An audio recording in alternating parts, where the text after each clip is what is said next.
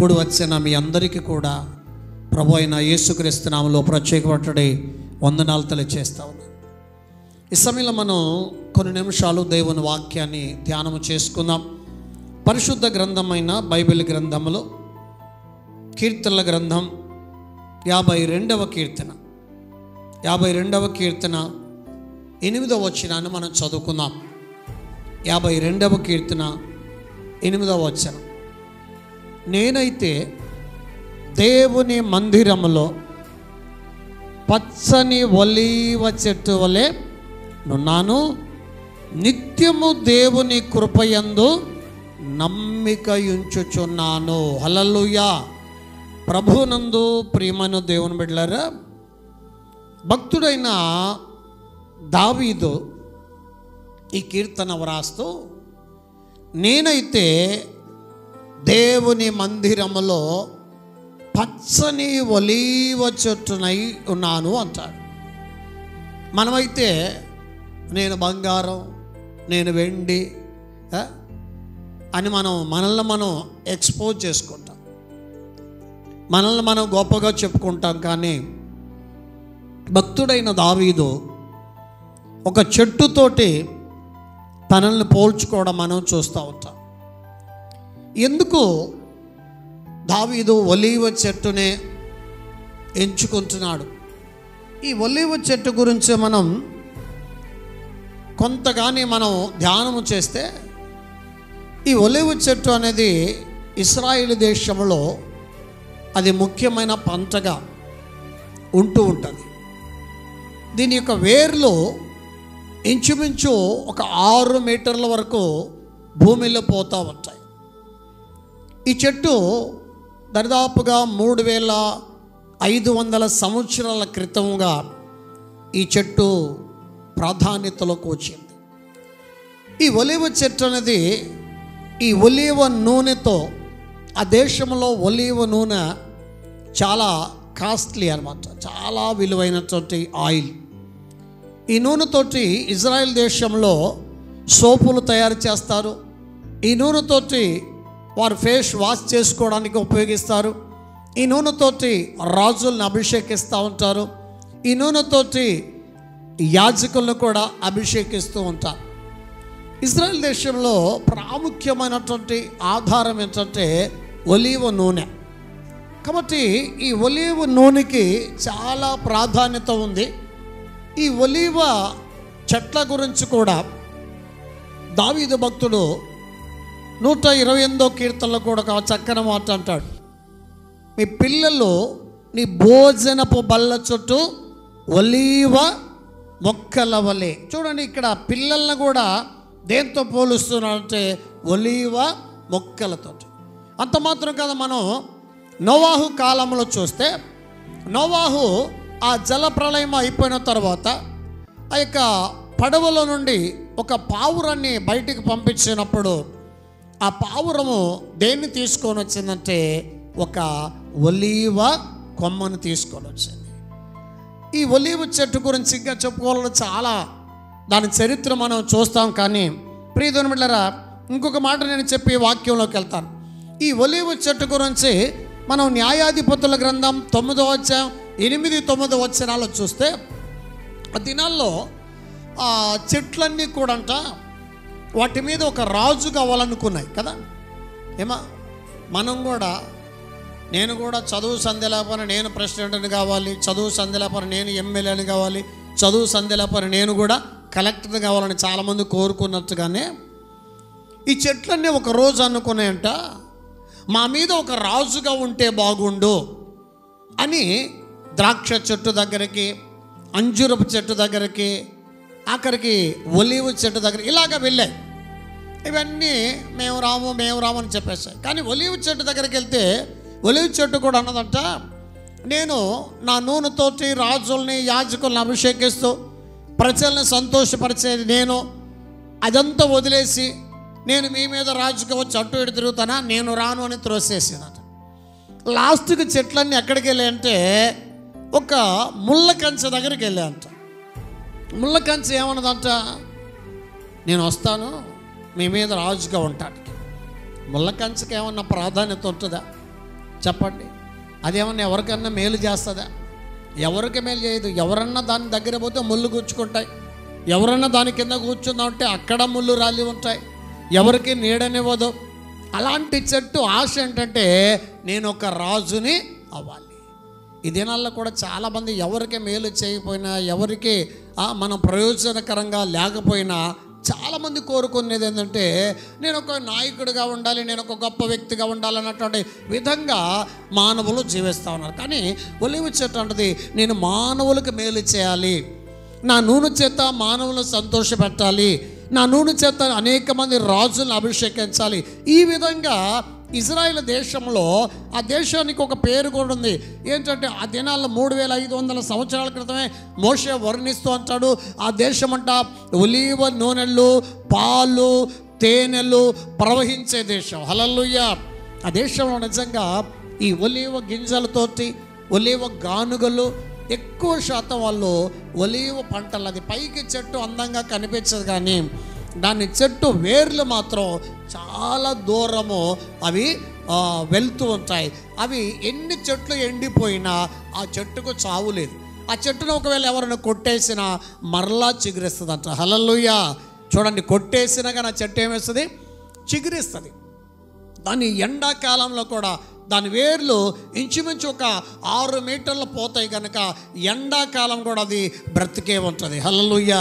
కాబట్టి అందుకే నేను అనుకుంటా దావీదు ఏ కొబ్బరి చెట్టో, మామిడి చెట్టో, తాటి చెట్టో అలాగ ఉండాలని కోరుకోలేదు. కానీ ఏమంటున్నాడంటే నేనైతే దేవుని మందిరములో పచ్చని ఒలీవ చెట్టు. నా ప్రియ దేవుని బిడ్డలారా, నీవు నేను మనందరం కూడా దేవుని మందిరం ఎలాగ ఉండాలని కోరుకుందాం? పచ్చని ఒలీవ చెట్టు వల్లే ఉండాలి. నీవు దీవించబడాలి, ఇతరుల్ని దీవించాలి. నీవు ఆశీర్వదించబడాలి, ఇతరులను ఆశీర్వాదకరంగా ఉండట్టు నడిపించాలి.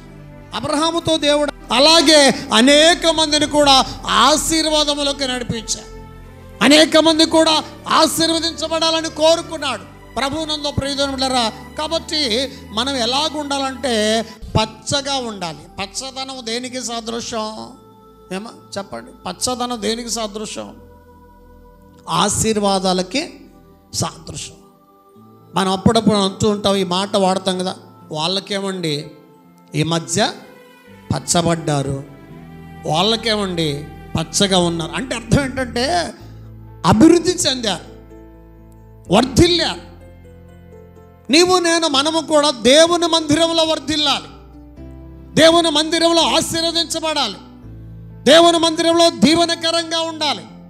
ఇతరులకు నువ్వు దీవెనకరంగా, ఇతరులకు నువ్వు ఆశీర్వాదకరంగా ఉండాలి. కానీ నువ్వు ఇతరులకి కీడు చేసేవాడిగానో, ఇతరులకి అన్యాయస్తుడిగానో, ఇతరులని లాస్ చేసేవాడిగానో నువ్వు ఉండడానికి వీల్లేదు. ఒలీవ చెట్టు అందరికీ మేలు చేస్తుంది, ఒలీవ చెట్లు అందరికీ ఆశీర్వాదకరంగా ఉంటుంది, ఒలీవ చెట్టు అనేక మందిని అది దీవెనకరంగా ఉంటుంది. కాబట్టి నీవు నేను మనందరం కూడా సమాజంలో ఎలాగ ఉండాలంటే అనేక మందికి దీవెనకరంగాను, అనేక మందికి ఆశీర్వాదకరంగా ఉండాలి. చూడండి, బైబిల్ గ్రంథంలో 92వ కీర్తనలో 92వ కీర్తన, దయచేసి మాట మనం చదువుదాం. 92వ కీర్తన ప్రియమైనవారా 13వ వచనం చదువుదాం. కీర్తనలు 92 13వ అధ్యాయం. యెహోవా మందిరములో నాటబడిన వారై వారు మన దేవుని ఆవరణములో వర్ధిల్లుదురు. హల్లెలూయా చెప్పండి ఒకసారి. ఏంటంట ప్రియ దేవుని బిడ్డలారా, యెహోవా మందిరములో నాటబడిన వారై. మనం ఎక్కడ నాటబడాలి? ఏమా ఎక్కడ నాటబడాలి తల్లి? దేవుని మందిరంలో నాటబడాలి. కీర్తనకారుడు మొదటి కీర్తన అంటాడు, దుస్తులు అలాగున ఉండక గాలి చెదరగొట్టు పొట్టు వలె. గాలి చెదరగొట్టు పొట్టు ఒక చోట ఉంటుందా? చెప్పండి తల, ఒక చోట ఉంటుందా? ఎక్కడ ఉంటుంది? గాలి వస్తే లేచిపోద్ది, గాలి లేకపోతే అక్కడ ఆగుద్ది. మళ్ళీ గాలి వస్తే దుస్తులు అలా ఉంటారు. నీతిమంతులు ఎలా ఉంటారంట? నీటి ఒడ్డున నాటబడిన చెట్టు వలె నీవు నేను కూడా నాటబడాలి. ఎక్కడ? కాలువ గట్టునో, వాగుల వంకలో కాదు, దేవుని మందిరములో, దేవుని సంఘములో, దేవుని ఆలయములో, అందుకే ఇక్కడ భక్తుడు అంటాడు, యెహోవా మందిరములో నాటబడిన వారై వారు మన దేవుని ఆవరణములలో వర్ధిల్లుదురు. హల్లెలూయా. దేవుని మందిరంలో మనం ఏం చేయాలి చెప్పండి? మనం ఏం చేయాలి? వర్ధిల్లాలి. బైబిల్లో ఒక దైవ సేవకుడు ఉన్నాడు. ఆయన పేరు ఏంటంటే జకర్యా. ఏంటి? జకర్యా. ఎవరంటేనా బాప్తిస్మిచ్చి యోహాను గారి తండ్రి గారు. ఈయన దేవుని మందిరంలో యాజకత్వం చేసేవాడు. కానీ ఈయన అందరికీ ప్రార్థనలు చేస్తుంటే అందరికీ పిల్లలు పుడుతున్నారు, కానీ ఈయనకు పిల్లలు లేరు. చూడండి, చూసేవాళ్ళు ఏమనుకుంటారు? ఏమండి, పాస్టర్ గారికి ఇల్లు లేదు, పాస్టర్ గారికి తినడానికి తిండి లేదు, పాస్టర్ గారికి సరైనటువంటి పొజిషన్ లేదు, పాస్టర్ గారు వచ్చి ప్రభువా ఇలా దీవించు అని ప్రార్థన చేస్తే వాళ్ళు ఏమనుకుంటారో తెలుసా? అరే నాయన మా కోసం చేస్తున్నా కానీ నువ్వేం దీవెనకరంగా ఉన్నావురా అనుకుంటారా అనుకోరా? ఏమో అనుకుంటారా అనుకోరా? మొదట మనము దీవెనకరంగా ఉండాలి. మన చుట్టూ ఉన్నవారు కూడా దీవెనకరంగా మార్చబడాలి. జకర్యాకి పిల్లలు లేకపోతే జకర్యా పదే పదే అనుకునేవాడు, ప్రభువా నేను ప్రార్థన చేసిన వాళ్ళకి పిల్లలు కలుగుతున్నారయ్యా, నాకు పిల్లలు లేరని. ఒకానొక దినాన ఆయన దేవుణ్ణి అడిగితే దేవుడు ఆయనకి 12 కుమారుణ్ణి ఇచ్చాడు. హల్లెలూయా. ఆయనే బాప్తిస్మిచ్చు యోహాను. ఇప్పుడు చూడండి ప్రియమిత్రులారా, ఆయన దీవించబడ్డాడు, అనేకులకి దీవెనకరంగా మార్చబడ్డాడు. ఈ రాత్రికాల సమయంలో నీవు నేను మనం ఎలాగుండాలంటే మనము దీవించబడాలి, అనేకులు దీవెనకరంగా మార్చబడటానికి మనం ప్రయత్నం చేయాలి. మనం ఒక్కలమే బాగుండాలి, వాడు నాశనం అయిపోవాలి, వీడు పాడైపోవాలి అనుకోవడానికి వీలు లేదు. మనం దీవించబడాలి, మనతో కూడా ఉన్నవారు దీవెనకరంగా ఉండాలి. ప్రభునందు ప్రియమైనటువంటి దేవునిలారా, అయితే మనం ఎక్కడ నాటబడితే వర్ధిల్లుతాం చెప్పండి? ఎక్కడ నాటబడితే వర్ధిల్లుతామంట? దేవుని మందిరములో నాటబడితే మనం ఏమవుతామంట? వర్ధిల్లుదురు. హల్లెలూయా. ప్రభునందు ప్రియమైనటువంటి ఇంకొక మాట మీకు తెలియజేస్తాను చూడండి. మత్తయి రాసిన సువార్త 15వ అధ్యాయము 13వ వచనం. మత్తయి సువార్త 15వ అధ్యాయం ప్రియమైనటువంటి 13వ వచనంలో ఈ చక్కని మాటను మనం చదువుకుందాం. ఆయన పరలోకమందున్న నా తండ్రి నాటని ప్రతి మొక్కయు పెళ్ళగింపబడును. హల్లెలూయా. ఎవరు నాటాలంట మనల్ని? మనకై మనమే నాటుకుంటాం. ఏమండి చెప్పండి? మనకై మనమే ఏమ్మా మనకయ్యే మనం నాటుకుంటాం. నన్నెవరు నాటేది? నేనే నాటుకున్నా అంటావు. నీకు బంధువులు ఉంటే నాటుకుంటావు. దేవుడు నాటని చెట్టు ఏమవుద్దంటే ఒకరోజు పెళ్ళగించబడుతుంది. కాబట్టి తండ్రి అన్న దేవుడు నిన్ను సంఘములో నాటాలి. దేవుడు చెప్తున్నాడు కదా, ఒక ద్రాక్ష తోటలో దేవుడు ఏమి నాటాడంట? అంజూరపు చెట్టు నాటాడు. అయితే ఆ అంజూరపు చెట్టు ఏమవ్వలేదంట?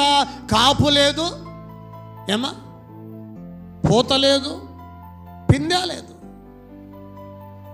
ద్రాక్ష తోట అనగా అర్థం ఏంటంటే సంఘము. అంజూరపు చెట్టు అనగా నీవు నేనై ఉన్నాం.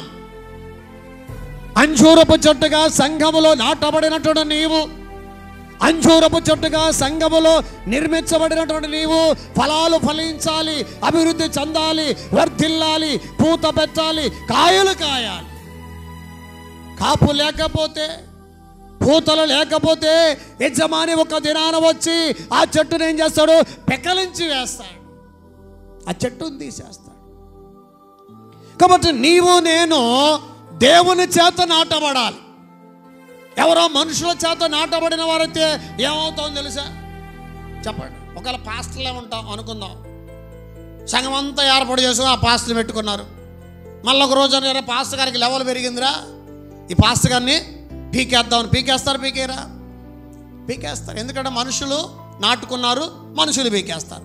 దేవుడు నాటితే పీకేస్తాడా?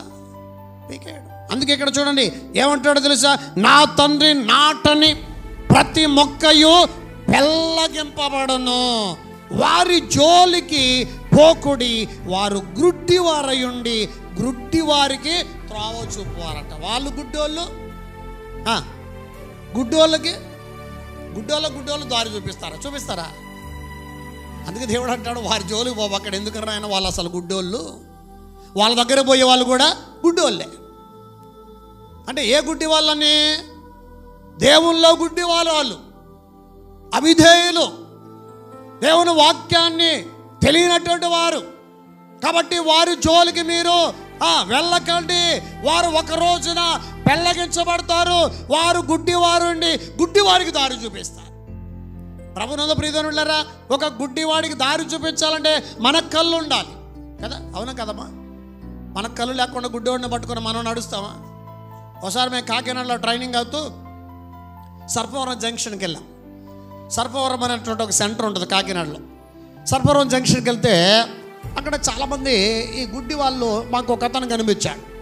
ఆ స్టిక్ వేసుకొని నడుచుకుంటూ బాగా వెళ్తూ ఉన్నాడు. మేము సువార్త చేయడానికి వెళ్ళాం, వీధి సువార్త చేసుకుంటూ వెళ్ళాం. సర్పవరం జంక్షన్లో అక్కడ వాక్యం చెబుతూ ఉంటే అతను కనిపించాడు. అక్కడ నుంచొని వాక్యం ఇచ్చినాడు. అప్పుడు మాకు అతని మీద మా దృష్టి పడి, అతను బ్రదర్ మీరు ఎక్కడుంటారు అంటే చెప్పాడు, మాకు ఇక్కడ హాస్టల్ ఉందండి, నేను పీజీ చేస్తున్నాను అని చెప్పుకొచ్చాడు. అతనితో పాటు వాళ్ళ హాస్టల్కి వెళ్ళి వాళ్ళందరి దగ్గర ప్రార్థన చేశాం. అతను చదువుతున్నాడు బాగా, అతను రాయడం చదవడం మొత్తం మాకు చూపించాడు. కొద్దిసేపు అతని దగ్గర ప్రార్థన చేసాం. అతను ఎలాగ నడవగలుగుతున్నాడంటే తన చేతిలో ఉన్నటువంటి స్టిక్ ద్వారా, కర్ర ద్వారా. హల్లెలూయా. అదే ప్రియనులారా, ఆ కర్రే కానీ తన చేతిలో లేనట్లయితే నడవగలడా? అయితే ఇదే గుడ్డివానికి ఇంకొక గుడ్డివాడు తోడయ్యాడు అనుకోండి, వాళ్ళిద్దరి దగ్గర చేతుల్లో కర్రలు లేవు, వాళ్ళు నడవగలరా? అలాగే నీవు నేను కూడా ప్రియనులారా, మనం గుడ్డివారం అండి, ఇంకొక గుడ్డివారికి దారి చూపగలమా? చూపలేం. దేవుడు అది అంటున్నాడు కదా, వారు గుడ్డివారు, వారు జోలికి మీరు వెళ్ళబాకండి, వారు గుడ్డివారు అండి, గుడ్డివారికి త్రోవ చూపుతారంట. గుడ్డోడు కలిసిపోతే ఎక్కడ పడతారంట? గుంటలో పడతారు. కాబట్టి ప్రభువునందు ప్రియనులారా, ఈ యొక్క రాత్రికాల సమయంలో చూడండి, యెషయా గ్రంథంలో ఒక మాట అంటాడు. యెషయా గ్రంథం 60వ అధ్యాయము 21వ వచనాన్ని మనం చదువుదాం. యెషయా గ్రంథం 60వ అధ్యాయము 21వ వచనం పరిశుద్ధ గ్రంథంలో చూడండి, నీ జనులందరూ నీతిమంతులై ఉందరు,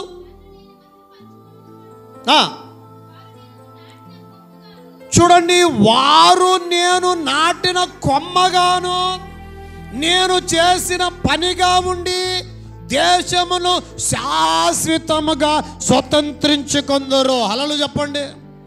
ఏంటంట? వారిలో నీ జనులందరూ నీతిమంతులై ఉంటారు. ఎవరి జనులు? మనం ఎవరి జనులు చెప్పండి? ఎవరి జనులం అమ్మ? చెప్పండి తల్లి, ఎవరి జనులం? మనం దేవుని జనులం, క్రీస్తు జనులం, దైవ జనులం, దేవుని ప్రజలం మనం. ప్రియజనులారా, నీ జనులందరూ నీతిమంతులయ్యుందరు, నన్ను నేను మహిమపరుచుకున్నట్లు వారు నేను నాటిన కొమ్మ. హల్లెలూయా. దేవుడే మనల్ని నాటాడు. గుర్తుపెట్టుకోండి, మనల్ని ఎవరు నాటాడు? దేవుడు నాటాడు. కాబట్టి ఈ చెట్టు పెళ్ళగిల్లదు, పెక్కలించబడదు. దేవుడు నాటకపోతే మొన్న ఈ రోజు ఒక నెల క్రితం ఈ దారిన వెళ్తుంటే ఇక్కడ ఒక చెట్టు ఉండేది, ఇప్పుడు లేదు. ఏంటంటే ఏంది అర్థం? ఆ చెట్టు ఏమైపోయింది? గాలి వచ్చింది, వాన వచ్చింది, పడిపోయింది. ఎన్ని గాలులు వచ్చినా వానలు వచ్చినా చెట్టు పడట్లేదంటే కారణం ఏంటి? దేవుడు నిన్ను నాటాడు. దేవుడు నిన్ను నాటాడు. దేవుడు నిన్ను నాటితే నువ్వు చెట్టు నాటిన చోట ఉంటుందా? ఈ చెట్టు ఆడికిడికి మారుద్దా? చెప్పండి, చెట్లు మారుతాయా? మరి ఏది మారుద్ది? పొట్టు మారుద్ది. ఏది మారుద్ది చెప్పండి? పొట్టు మారుద్ది. కానీ చెట్టు గట్టునే ఉంటుంది. పొట్టు ఎటు అంటే అటు, ఎటు గాలి వస్తే అటు. కొంతమంది మాట్లాడుతూ ఉంటారే, ఏ గాలికి ఆ సాపని. అలాంటి టైప్ అన్నమాట, అలాంటి టైపు. ప్రియమైన గమనించారు, మనము దేవుని బిడ్డలమైతే, మనము నీతిమంతులమైతే దేవుని సన్నిధిలో, దేవుని మందిరములో మనం నాటబడి దేవుని మందిరంలో ఫలిస్తూ ఉండాలి, ఫలాలు చెందాలి, ఫలాలు మనము ఇవ్వాలి, అభివృద్ధిలోకి రావాలి. దేవుడు నేను ఎందుకు పిలిచాడంటే నిన్ను ఆశీర్వదించడానికే. అబ్రహామును దేవుడు ఎందుకు పిలిచాడు? అబ్రహామా, నీవు నా మాట విన్నట్లయితే నిన్ను గొప్ప జనాంగానికి తండ్రిగా చేస్తాను, నిన్ను ఆశీర్వదిస్తాను, నువ్వు దీవెనకరంగా ఉంటావని అబ్రహాముతో దేవుడు వాగ్దానం ఇచ్చి ఆదికాండం 12వ అధ్యాయంలో అబ్రహామును దేవుడు పిలిచి ఉన్నాడు. అబ్రహామును పిలిచిన దేవుడు ఏం చేశాడమ్మా? దీవించాడా? దీవించలేదా? నేను అంటాను, దేవుడు కానీ పిలిస్తే నీకు ఆకలి అనేది లేకుండా చేస్తాడు. దేవుడు అంటున్నాడు, సింహపు పిల్లలైనా లేమి గలవై ఆకలి కొనును, నన్ను నమ్మిన వారు ఆకలి కొనరు. హల్లెలూయా. దేవుణ్ణి నమ్ముకునేవాడుగా దేవుడు చేయలా. ప్రియమిత్రులారా, నేను సేవకు 96లో వచ్చాను. ఏ రోజు కూడా నేను ఒక సైకిల్ కొనుక్కుంటానండి, నాకు ఒకటి ఇవ్వండి అని నేను ఎప్పుడు కూడా నా చెయ్యి చాపలా.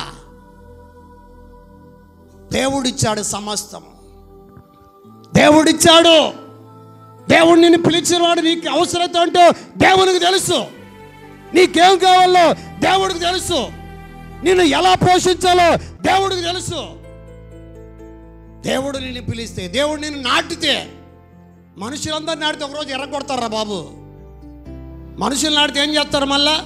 అరే ఈ చెట్టు వల్ల మాకేం లాభం లేదు, ఈ చెట్టు మన దగ్గర నీళ్ళు తాగుతుంది, మన దగ్గర అన్నం తింటుంది, మనకి ఈ చెట్టు వల్ల లాభం లేదంటే నరికేస్తారు. జాగ్రత్త. ఎవరు నాటాలి? ఎవరు నాటాలి? చెప్పండి తల్లి, ఎవరు నాటాలి? దేవుడు నాటాలి. దేవుడు నాటితే ఎప్పుడు కూడా దాన్ని పెకలించడు. దేవుడు పెకలించడు. దేవుడు నిన్ను దీవెనకరంగా మారుస్తాడు. దేవుడు నిన్ను ఆశీర్వాదకరంగా మారుస్తాడు. దేవుడు నిన్ను ఉన్నతమైన స్థితిలో నిలబెడతాడు. చూడండి, నిజం. నేను దేవుని సేవలోకి వచ్చి ఎంతో సేవలో కష్టపడ్డాను. మీ అందరికి కూడా తెలుసు. నాతో పాటు అప్పుడు మొదట్లో ఉన్నటువంటి వాళ్ళు, మొట్టమొదట మన సేవలో మాతో ఉన్నటువంటి వారు, బాప్టిజం పొంది మొదటిగా ఉన్నటువంటి వారు చాలామంది మనం పల్లెలు నడుచుకుంటూ వెళ్ళాము సేవకి కదా. నాతో పాటు ఆడోళ్ళు కూడా చాలామంది పాపం వాగులు దాటుకుంటా వెళ్ళాం. అలవలపాడు వెళ్ళాం, అబ్బాయిపాలెం వెళ్ళాం, భోజనంపాడు వెళ్ళాం, లేదా అలిబాయిపాలెం వెళ్ళాం, నారసంపల్లి వెళ్ళాం. చాలా గ్రామాలు నడుచుకుంటూ సైకిల్లో వెళ్తూ కూడా ఎప్పుడయ్యా మాకు సైకిల్ అని దేవుడిని అడిగా కానీ నాకు కారు ఇచ్చాడు. హల్లెలూయా చెప్పండి. ఎవరిచ్చారు? దేవుడిని. దేవుడి పాదాల మీద పట్టడం నేర్చుకోవాలి. సేవ అంటే ఏదో ఇవాళ ఈజీ అయిపోయింది.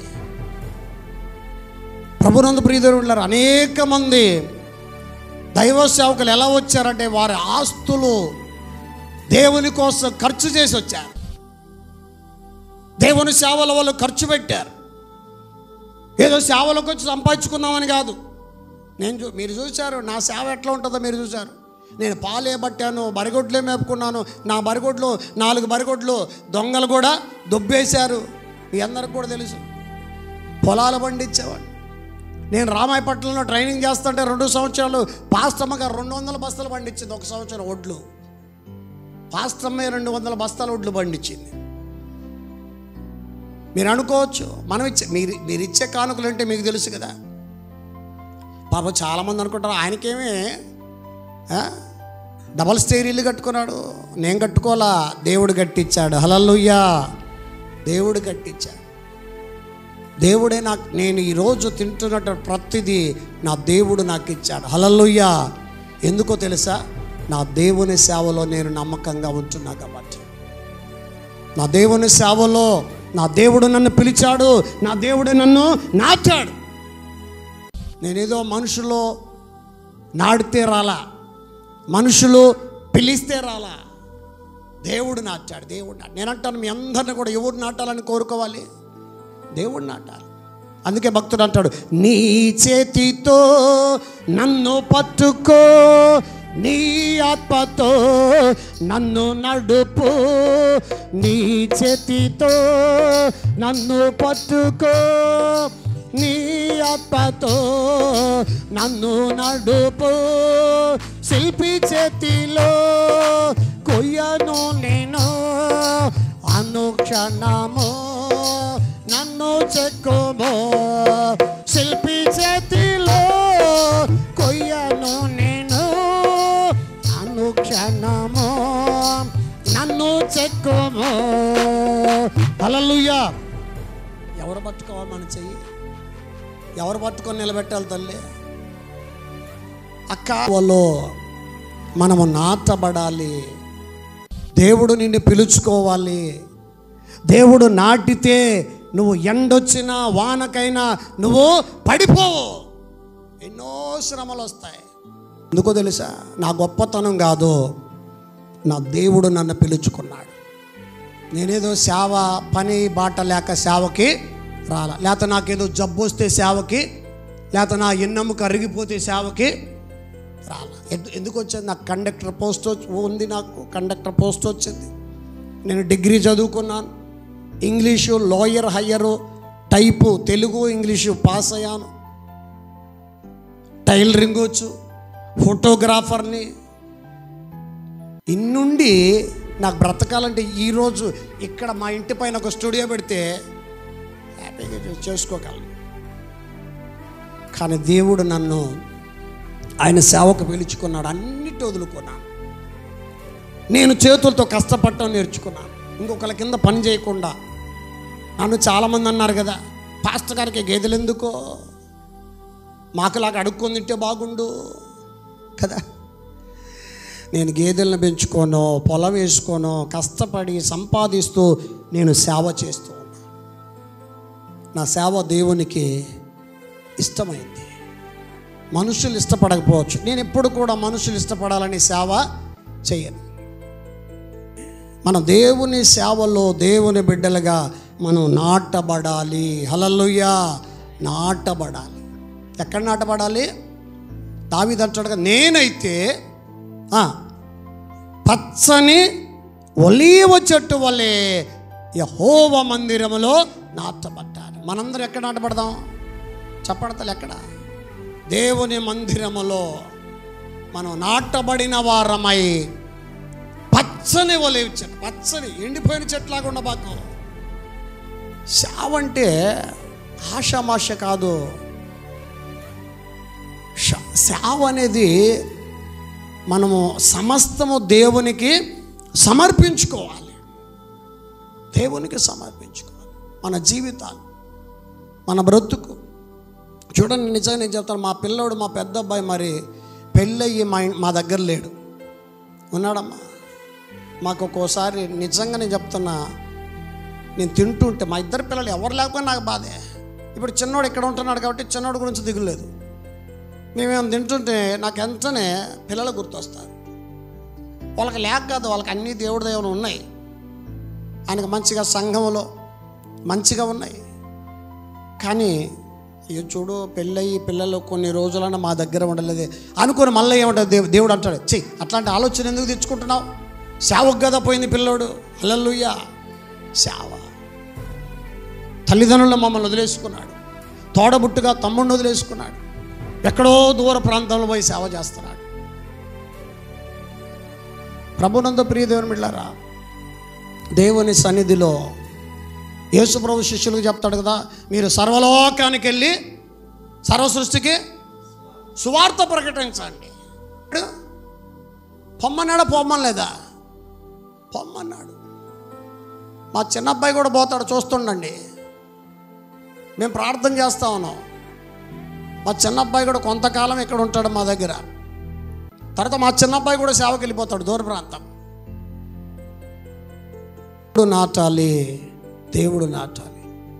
కాబట్టి రాత్రి వేళ ప్రియ దేవుని బిడ్డలారా, మనందరం కూడా దావీదు వలె నేనైతే యెహోవా మందిరంలో పచ్చని ఒలీవ చెట్టు వలె ఉన్నాను. హల్లెలూయా. అలాగ మనం ఉండడానికి ప్రయత్నం చేద్దాం.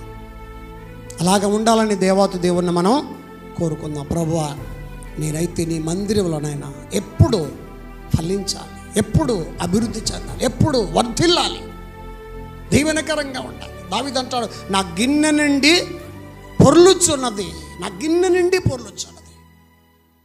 అంటే నీ జీవితంలో పొర్లుట అంటే అర్థం ఏంటంటే అభివృద్ధి, ఆశీర్వాదం. నువ్వు ఆశీర్వాదకరంగా ఉండాలి, ఇతరులకు ఆశీర్వాదకరంగా ఉండాలి. కానీ ఇతరులకు కీడు చేసేవాడిగా, ఇతరులకు కీడు చేసేదానిగా ఉండడానికి వీల్లేదు. నువ్వు నీ ద్వారా అనేక మంది మేలు పొందుకోవాలి. నేను చెప్పగలను, నా ద్వారా చాలామంది పెళ్ళిగా ఉన్న వాళ్ళకి పెళ్ళిళ్ళు చేశా, పెళ్ళిగా ఉన్న వాళ్ళకి పెళ్ళిళ్ళు చేశా. భార్యను వదిలిపెట్టి మళ్ళీ నా దగ్గర పెళ్లి చేయాలనితే వాళ్ళని మళ్ళీ కుటుంబాలుగా కట్టా, మళ్ళీ బిడ్డలుగా అన్నారు. నేను చాలామంది కుటుంబాలని విడిపోయే వాళ్ళని నిలబెట్టాను. వీళ్ళకి పెళ్ళి కాదన్న వాళ్ళకి పెళ్లి చేస్తే పిల్లలు పుట్టారు, హ్యాపీగా బ్రతుకుతున్నారు. నువ్వెవరికైనా మేలు చేసావా? మేలుకరంగా ఉండాలి, మనం మేలుకరంగా ఉండాలి, కీడుకరంగా ఉండకూడదు. ఇతరులకు మనం అన్యాయం చేసేవారిగా ఉండకూడదు. ఇతరులకు మనం అన్యాయం చేస్తే దేవుడే మనకు అన్యాయం చేస్తాడు. దయచేసి ఈ రాత్రి కాలస్యంలో ప్రియమైన ఉండారా, మనమైతే ఎలా ఉందో పచ్చని ఒలీవ చెట్టు వల్లే ఉందా. అట్టి కృప దేవుడు నీకు నాకు మనందరికీ ఈ రాత్రికాల సమయంలో దేవుడు అనుగ్రహించును గాక. దేవుడి మాటలు దీవించి ఆశీర్వదించును గాక. దయచేసి తల్ల వంచండి, ప్రార్థన చేసుకుందాం ప్రభు సన్నిధిలో. మహాపరిశుద్ధుడమైన తండ్రి, ఘనమైన యేసుక్రీస్తు ప్రభువా, నీ పరిశుద్ధమైన పాదములకు వేలాది వందనాలయ్యా, స్తోత్రాలు స్తుతులు చెల్లిస్తున్నా. నీ అనంతమైన కృప చేత, ప్రేమ చేతనైనా మమ్మల్ని ఇంతవరకు కాచి కాపాడి నీ రెక్కల నీడలో భద్రపరిచినందుకు నీకు వందనాలు. ఏ యోగ్యత లేని వారమయ్యా, ఏ మంచితనం లేని వారం, మా అన్నవారు ఎవరూ లేనప్పుడు నీవు నేనున్నానని మాకు అభయమిచ్చిన తండ్రివి, మమ్మల్ని ఆదుకున్న దేవుడు, ఆదరించిన దేవుడు, మాతో ఉన్నవారు మమ్మల్ని విడిచిపెట్టిన, మా బంధువులు మమ్మల్ని విడిచిపెట్టిన, మా చుట్టుప్రక్కల వారు మమ్మల్ని తూళ్ళ నాడినా నీవు ఎన్నడూ విడిచిపెట్టని దేవుడవయ్యా. అందుకే భక్తుడైన దావీదు అంటాడు, నరులను నమ్ముట కంటే యెహోవాను ఆశ్రయించుట మేలు. అయ్యా, మేము నీ మీద ఆధారపడి ఉన్నాం, నిన్ను నమ్ముకొని మేము జీవిస్తున్నాం. మాకెవరో ఈ గ్రామంలో బంధువులు ఉన్నారనో, ఈ గ్రామంలో మా చుట్టాలు ఉన్నారనో, వాళ్ళంతా మా దగ్గరకు వస్తారనో మేము సేవ మొదలు పెట్టలేదయ్యా. నీ మీద ఆధారపడి ఈ గ్రామంలో సేవ అనేది లేనప్పుడు, చర్చి అనేది లేనప్పుడు, ప్రార్థన అనేది లేనప్పుడు ఈ గ్రామంలో సేవ ప్రారంభించామయ్యా. ఆ విధంగా నువ్వు అంచెలంచెలుగా సంఘాన్ని ఆశీర్వదిస్తూ అనేక సంఘాలు మాకు ఇచ్చినందుకు నీకు వందనాలు తండ్రి. నీ సన్నిధిలో మమ్మల్ని నాయనా ఒలీవ చెట్టు వలె పచ్చగా చేశావు, ఒలీవ చెట్టు వలె ఆశీర్వదించావు, ఒలీవ చెట్టు వలె దీవించావు. అందును బట్టి ప్రభువా నీకు వందనాలు నాయనా. మా సంఘాన్ని ఆశీర్వదించయ్యా. మా సంఘంలో వస్తున్నటువంటి ప్రతి ఒక్క కుటుంబాన్ని నీవు దర్శించు నాయనా. దీవెనకరంగా బిడ్డలను మలుచయ్యా.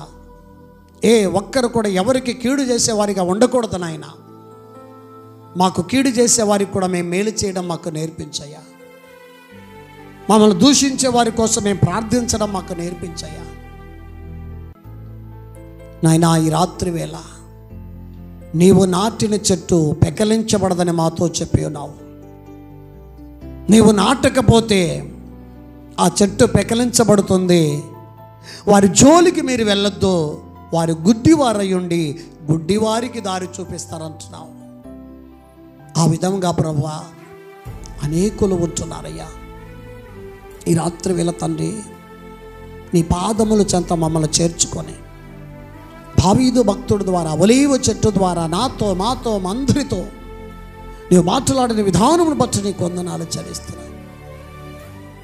నిజముగా ప్రభువా ఈ రాత్రి నేనైతే నీ మందిరంలో పచ్చని చెట్టు వలె ఉండాలని ఆశపడుతూ ఉన్నాను అయ్యా. ఆకు వాడక తగిన కాలములో ఫలమిస్తుందని భక్తుడైన దావీదు అంటున్నాడు. ఆ విధంగా మేము కూడా ఉండాలయ్యా. ఆ విధంగా మా సంఘ బిడ్డలందరూ ఉండాలి తండ్రి. ఆ విధంగానే చేసి ఉన్నావు. అందరూ బట్టి నాయనా నీకు వందనాలు. నీ సన్నిధిలో బిడ్డలను దీవించయ్యా, బలపరచు ప్రభు, ఆశీర్వదించు నాయన. వారికిచ్చిన భర్తలు, వారికిచ్చిన భార్యలు, వారికిచ్చిన సంతానం, కుమారులు, కుమార్తెలు, వారికిచ్చిన సమస్తమును దీవించు తండ్రి. బిడ్డల పగటి కాలం అంతా నాయన పని బాటల్లో కష్టపడతా ఉంటారు. వారి కష్టార్జితాన్ని దీవించయ్యా. వారి చేతుల కష్టార్జితాన్ని బలపరచు ప్రభు, దీవించు, ఆశీర్వదించమని వేడుకొనుచున్నా. అయ్యా నీకే కృతజ్ఞతాస్తుతులు చెల్లిస్తున్నాను నాయనా. ఏ మంచి లేనట్టు మమ్మల్ని ఎన్నుకున్నావు. మాకెవరో బంధువులు ఉన్నారని నీవు మమ్మల్ని సేవకు పిలుచుకోలేదయ్యా. ఎవరో మాకు ఈ గ్రామంలో అనేకులు మాకు బలగముందని నువ్వు మమ్మల్ని పిలుచుకోలేదయ్యా. ఏమీ లేనప్పుడు ఒంటరి వాడనై ఉన్నప్పుడే నీవు నన్ను పిలుచుకొని అనేక మంది బిడ్డలను ఇచ్చావు. అనేక మంది సేవకు విశ్వాసుల్ని తోడ్పాటు చేసినందుకు నీకు వందనాలు నాయనా. బిడ్డలను ఆశీర్వదించయ్యా. బిడ్డలను దీవించు తండ్రి. బిడ్డలను వర్ధిల్లు చేతండి. నీ సేవలో నాయనా మేము కడవరకు తండ్రి, మాలో ఊపిరి ఉన్నంత వరకు నీ సేవలో కొనసాగించే కృపను మాకు దయచేయి. మాకిచ్చిన 2 కుమారులు నాయన చక్కని చదువులు ఇచ్చావు, మంచి ఉద్యోగాలు బిడ్డలకు ఇచ్చావు. కానీ వాటిని కూడా నాయన నీ సేవకై వదులుకొని నీ సేవకై బిడ్డల్ని మేము నీ కొరకు సిద్ధపరిచాం. అయా దూర ప్రాంతంలో ఉండి పెద్ద బిడ్డలు, కుమారుడు కుమార్తె సేవ చేస్తూ ఉన్నారు. ఇక్కడ నేను మాతో ఉంటున్నట్టు చిన్న కుమారుడు చిన్న కుమార్తెను బట్టి కూడా ప్రార్థన చేస్తున్నాను. బిడ్డలను కూడా నేను మంచిగా బలపరచు. వారికి కూడా నీ ఒక దర్శనం ఇవ్వయ్యా. వారికి కూడా ప్రభువా నీ ఒక మంచి ప్రాంతాన్ని చూపించి బిడ్డల్ని సేవకు తోడుకొని వెళ్ళి తనే నీకు కృతజ్ఞతాస్తుతులు చెల్లిస్తున్నాను. మాకిచ్చినటువంటి సంఘాలను బట్టి ప్రార్థన చేస్తున్నాను. వినుకొండలో ఉన్న సంఘాన్ని బట్టి, తిమ్మాపురంలో ఉన్న సంఘాన్ని బట్టి, ఉప్పరాజుపాలెంలో ఉన్న సంఘాన్ని బట్టి ప్రార్థన చేస్తున్నాం. అయ్యా స్థానికంగా ఇక్కడ తల్లి సంఘముగా మా సేవలో ప్రారంభించబడినట్టు తల్లి సంఘముగా ఈ సంఘమును దీవించయ్యా. ఈ సంఘంలో ఉన్నటువంటి అనేక మంది నైనా నాతో పాటు సేవలో మొదటిలో నుంచి ఉన్నటువంటి బిడ్డలు వారందరూ దీవించు. నైనా అనారోగ్యంతో హాస్పిటల్లో ఉన్నారు, వారికి స్వస్థత దయచేయి. వృద్ధాప్య దశలు ఎంతోమంది నాయన మంచాల్లో ఉంటున్నటువంటి వారిని బట్టి ప్రార్థన చేస్తున్నాను. వారికి నీవేనైనా కాపాడయ్యా. మా చుట్టుప్రక్కల ఉన్న వారందరిని బట్టి ప్రార్థన చేస్తున్నాను. ఈ పాలెంలో ఉన్న ప్రతి ఒక్క కుటుంబాన్ని బట్టి ప్రార్థన చేస్తున్నాను. మేము వెళ్ళి పరుండబోతూ ఉండగా మా పడకల చుట్టూ, మా గృహాల చుట్టూ నీ బంగారు దూతలు కావలించయ్యా. సుఖమైన నిద్ర మాకు దయచేయి. ఎలాంటి దుష్టుల వల్ల ఎలాంటి కీడులు, నిందలు, తిరస్కారములు, అవమానములు మా మీదకి రాకుండా నీ కౌగిలిలో మమ్మల్ని భద్రపరచు. వేకో జాములు లేచి నిన్ను స్తుతించే భాగ్యం మాకు అందరికీ కలుగచేయమని, ఈ రాత్రికాలపు దీవెనల చేత నింపమని మా ప్రభువును తమ ప్రియకుమారుడైనటువంటి యేసయ్య ఘనమైన నామములో మిక్కిలి వినయముతో అడిగి వేడుకొనుచున్నాము తండ్రి. ఆమేన్.